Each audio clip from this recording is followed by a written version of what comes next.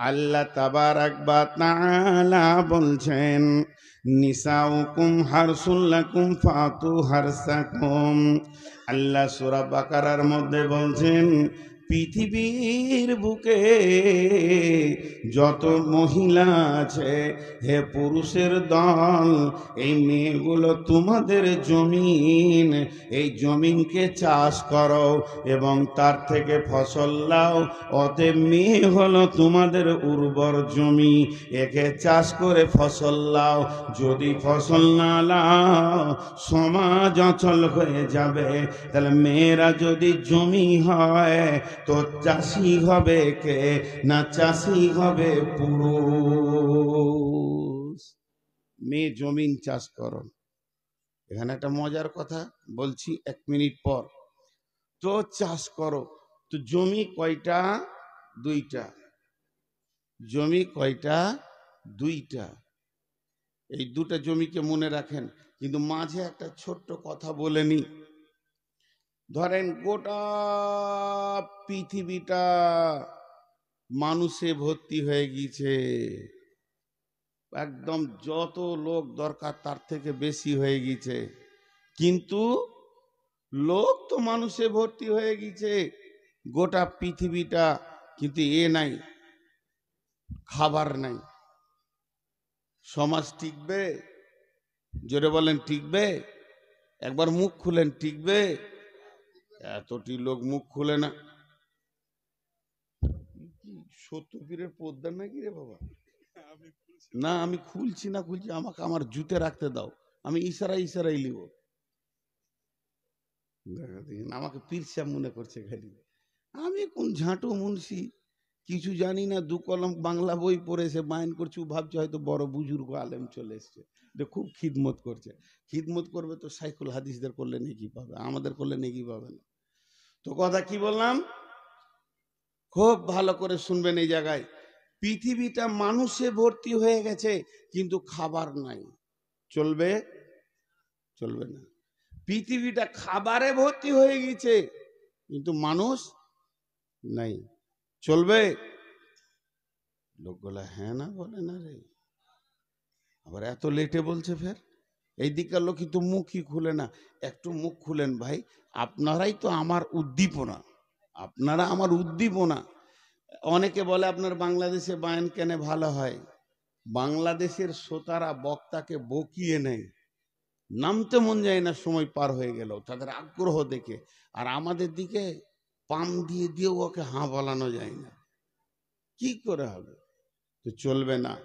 সমাজ যদি, পৃথিবীটা মালে ভর্তি হয়ে গেলে যদি মানুষ না থাকে চলবে না। আবার মানুষে ভর্তি হয়ে গেছে, সম্পদ নাই, চলবে না। তাহলে একদিকে সুশাল, একদিকে সমাজ, আর একদিকে সম্পদ, 2টা বাড়াবার থাকতে হবে।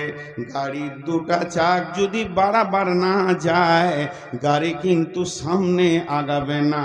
তাহলে 2টা চাক যখন বাড়াবার চলবে, সমানে চলবে, তখন গাড়ি সামনে আগাবে।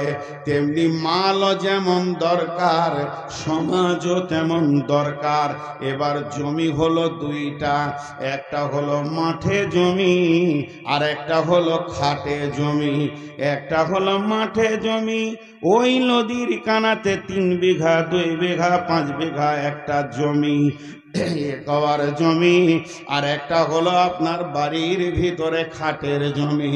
মাঠের জমি দেবে সম্পদ, খাটের জমি দেবে সুশালে সমাজ। যদি আপনি মাঠের জমিকে চাষ করেন, আলু দেবে, পেঁয়াজ দেবে, আদা দেবে, রসুন দেবে, মশলা দেবে, আপনার কিনা বেগুন দেবে, মরিচ দেবে, কপি দেবে, আম দেবে, লিচু দেবে, আঙ্গুর দেবে, বেদানা দেবে, সমাজকে শাক সবজি ফল ফ্রুটে ভরে দেবে। মাঠের জমি যদি ঠিক মতো যত্ন করেন, তাহলে আপনার ভালো ভালো মাল আপনার সমাজকে দেবে।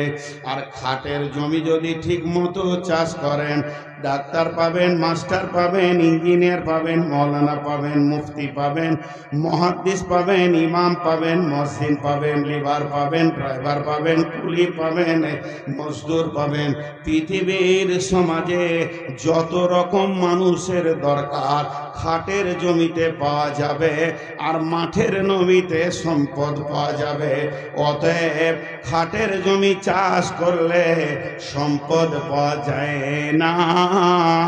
কেউ যদি মনে করে আমার খাটের জমি আলু পেঁয়াজ দেবে, কোনোদিন হবে না। আর মাঠের জমি আপনাকে কোনোদিন আপনার ইমাম মুয়াজ্জিন দিতে পারবে না, সে আলু পেঁয়াজ দেবে। তাই আমার আল্লাহ বললেন, নিসাউকুম হারসুল লাকুম ফাতু হারসাকুম, মেয়ে তোমাদের উর্বর জমি, তা থেকে তোমরা ফসল নিয়ে লাও। এর জন্য মেয়েদেরকে জমি বলছে। আমি আপনাদের কাছে একটা কথা জিজ্ঞেস করব, সবাই উত্তর দেবেন, চিল্লাইতে হবে না, হালকা করে বলবেন, ভালো লাগবে। জমিতে কপি আছে, পালং শাক আছে, পাতকপি আছে, বেগুন আছে, টমেটোর আছে, ছাগল গরু লেগেছে, এর জন্য জমির দোষ না জমির মালিকের দোষ? বেড়াটা কে দিবে? জমি নিজে দিবে না তো। তাহলে আপনার ছেলে, আপনার বিটি, আপনার মেয়ে, আপনার স্ত্রী, আমার বোন বেপরদা, এর জন্য কে দোষ? ছাগল লাগবে, হ্যাঁ, গরু লাগবে জমিতে। এখনকার জামানাটাই উল্টে গেছে। ৭৪ বছরের বুড়িটা বোরখা পরে নিয়েছে, আর ১৪ বছরের ওর পুতিনটা খালি হাঁটছে। হ্যাঁ, ছোট গাছে বেড়া দিতে হয় না বুড়ি গাছে বেড়া দিতে হয়? বড় আম গাছে বেড়া দিবেন না ছোটটাই? ছাগল তো ছোটটাই লাগবে। ও বড় গাছে বেড়া মেরে দিয়েছে, ছোটটাকে খুলে দিয়েছে। জি, কিন্তু এতটুকু আর জ্ঞান হচ্ছে না। একে পুরুষ কেন বলা হলো? পুরুষ শব্দের ভিতরে লুকানো আছে তুমি ড্রাইভার, কন্ট্রোলার। আল্লাহ বলেছেন, নবীজি বলেছেন, কুল্লুকুম রাইন, তোমরা প্রত্যেকটি হচ্ছে কন্ট্রোলার, ড্রাইভার। কিন্তু বলেন আজকের জালসাতে খুব ভালো লাগছে, গত কালকের জালসা কোথায় এটা জিজ্ঞেস করবেন না। আবার গতকালকে 16 মাইল, দাঁড়ান চুপ করে, আমার পাশে আজকে বসেছে ভালোই। 16 মাইল পরশু ছিলাম। এই এলাকায় একটা জালসাতে একদিনে 8টা বিয়ে হয়েছে। বাস ছেড়ে দেন। আপনার নদীর ওই পারে একটা জালসাতে আমাকে বলছে একজন হারিয়ে গেছে, বলে দেন তো। বেটি ছেলে আর কি। ছোট ছোট ছেলেগুলো কেঁদে বেড়ায়, তা হারিয়ে গেছে তো বলতে হবে যে মাকে পেয়েছে না। তোকে জিজ্ঞেস করছি বয়স কত? ছোট ছেলে নাকি? তা বলছে 17 বছর। চুপ রে, ও জিনিস বলে কেউ? চড়তে গেছে, ওর বাপকে খবর নাই, ওর ভাইকে খবর নাই।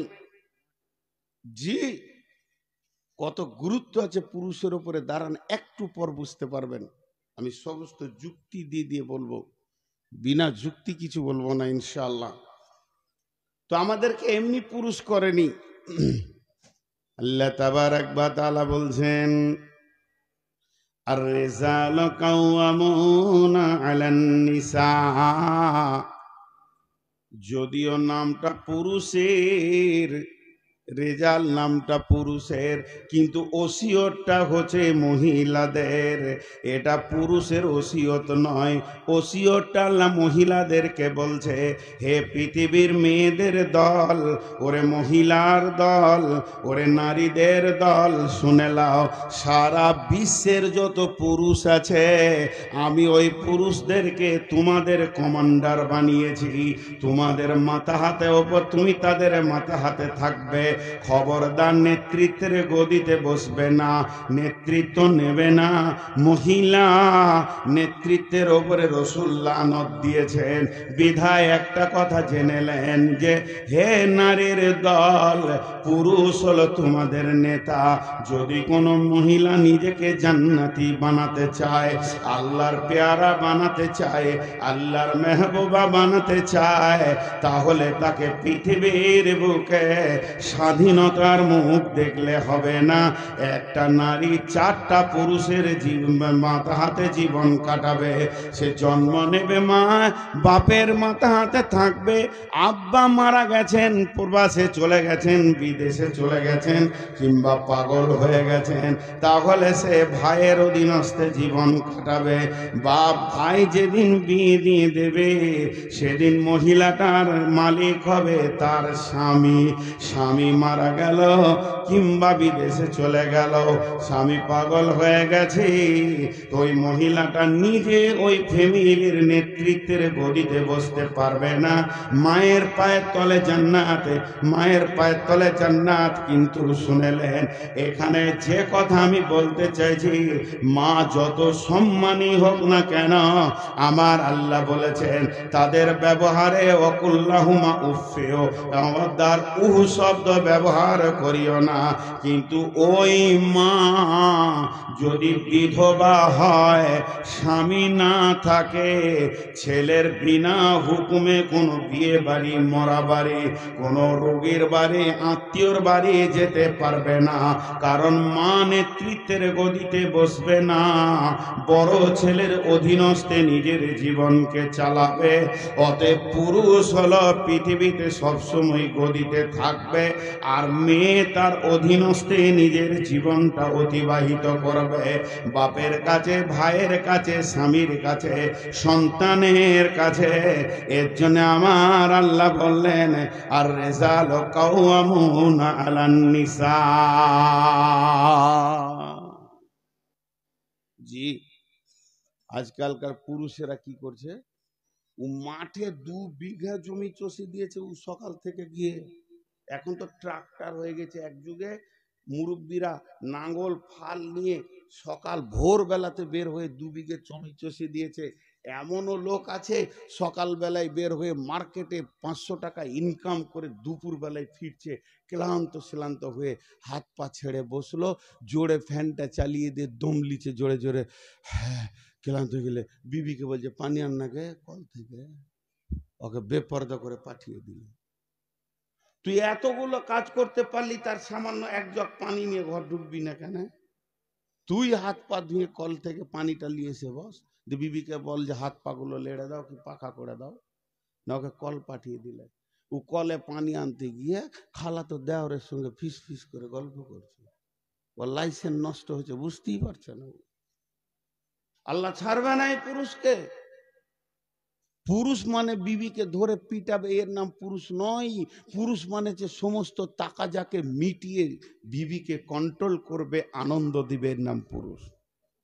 মারার কথা কোরআনে আছে, ভাবিয়েন না যে মারতে নেই, কিন্তু পরিমাণ আছে তার, কিন্তু আমরা বুঝি না। আর একটা উদাহরণ দিই, যেদিন কিয়ামতের মাঠে বিচার হবে, পৃথিবীর পুরুষের বিচার হবে পুরুষকে সামনে রেখে,